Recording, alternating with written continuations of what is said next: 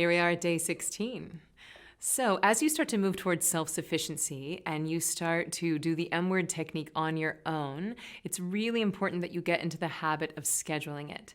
And I'm going to go ahead and preemptively warn you about the number one excuse that starts to come up for people who are creating a meditation habit. They say to me, Emily, I want to meditate. I know it's good for me. I feel so amazing when I do it, but I am busy. Right? Like we all think that we're the busiest person in the land, right? But here's the news. If Oprah has time to meditate, you have time to meditate. All of the high achievers in the world, all the, the Ray Dalios and the Seahawks and the Olympic athletes, they're not meditating because they have copious amounts of extra time. They're meditating because they know it's going to make them better at life. Right? So you really got to reframe the way that you think about meditation, and don't think about it like wasted time or lazy time. Think about it like priming your brain and body to perform at the top of your game. So saying that you're too busy to meditate is like saying that you don't have time to stop and get gas for your car. It's like, okay, well, do you have time to run out of gas? Because that's going to cost you a lot more time. So here's a fun way to think about the meditation. You want to put it in the non-negotiable category, like I said, and I like to think about that famous college lecture. There was a professor that came out and he had a whole bunch of college students and he had two glasses. And one was filled with a half a glass of sand and the other was filled with a thing of golf balls. And then he had a third glass and he poured the golf balls into the third glass. And then he poured the sand in around it. And the sand filled exactly up to the top, to the rim of the glass. And then he poured it all out. And then he started with the sand. He poured the sand in first, and then he tried to fit in the golf balls, and there wasn't enough room. All the golf balls were spilling out of the top of the glass. So the moral of the story is that if you put the priorities into your day first, there's plenty of time for Facebooking and complaining and drinking. But if you start your day with Facebooking, complaining, and drinking, then it's pretty hard to get to the gym, it's pretty hard to eat well, and it's really hard to meditate. So the not-so-secret secret to committing to your meditation practice is scheduling it. So I know I gave you that homework assignment on the first day, but let's revisit that. I want you to actually pull out your phone, look at the next 15 days on your calendar, and actually schedule your meditation. Now, I recommend the best time is first thing in the morning, before coffee, before breakfast, before computer. And as we start to move into part 2, that's going to be your assignment. You just wake up, freshen up, and meditate, and then you'll do the video training right after. So I'd say all told, 25, 30 minutes of the meditation and the training. So before I walk you through a perfect day in the life of a meditator, I just really want to drive home this busy piece, okay? Think about your brain like a computer.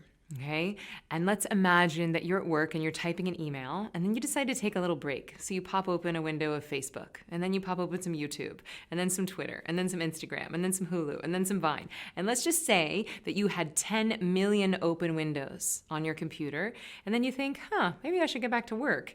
And you go to type that email, but the cursor is 20 spaces behind and you're like, ugh, stupid computer, can't even type an email. Well, this computer is plenty capable of typing an email, but if you're using all of its computing power to run these 10 million open windows, then you're slowing down its ability to perform the task at hand.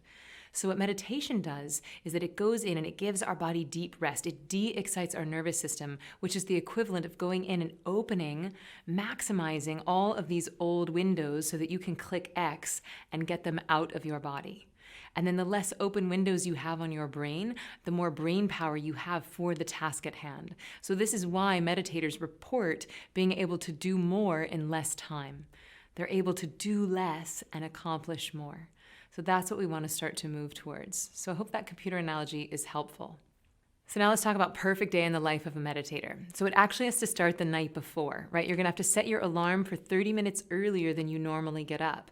And I get that that might be very hard right now because you might be very tired. Oftentimes in the first few days and weeks of meditation, some old fatigue can start to come up and out, but do it anyway. Just rip the Band-Aid, put your feet on the ground, get out of bed, freshen up, and then first thing, before coffee, before breakfast, before computer, you're gonna do the M-word technique. You're gonna prime your brain and body to perform at the top of your game. And then you're gonna move into the part 2 training. right? And then what we're going to learn in part 2 is basically real world meditation, practical applications of meditation. And these are some tips and some tricks you can use out in your day, in the land, with your eyes open. As far as exercise and meditation goes, I recommend that you meditate first and then exercise because it's going to give you a lot more energy for your workout. And especially if you're going to a gym or meeting with a trainer, then you definitely want to meditate first. I know I keep saying this analogy about brushing your teeth, but you wouldn't leave your house without brushing your teeth because that's rude and gross. I don't want you leaving your house without meditating. So if you meet a trainer or go for a workout class outside of your house, then definitely do the M-word technique first. So I know that you might have heard other people say, well, I meditate right before bed and it's really relaxing right before bed.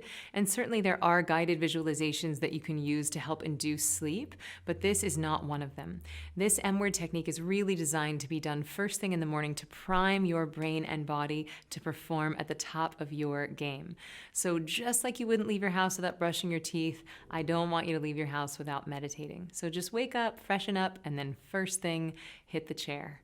And then just watch as your life starts to up level. You start to notice a little bit more ease, a little bit more elegance, a little bit more compassion, a little bit more serendipity, and know that the effects of this are cumulative.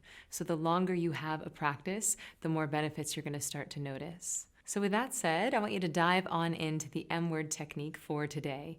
And feel free to use my voice guiding you along. And then in a few days, we'll start to move towards doing it on your own. Happy meditating, and I'll see you tomorrow.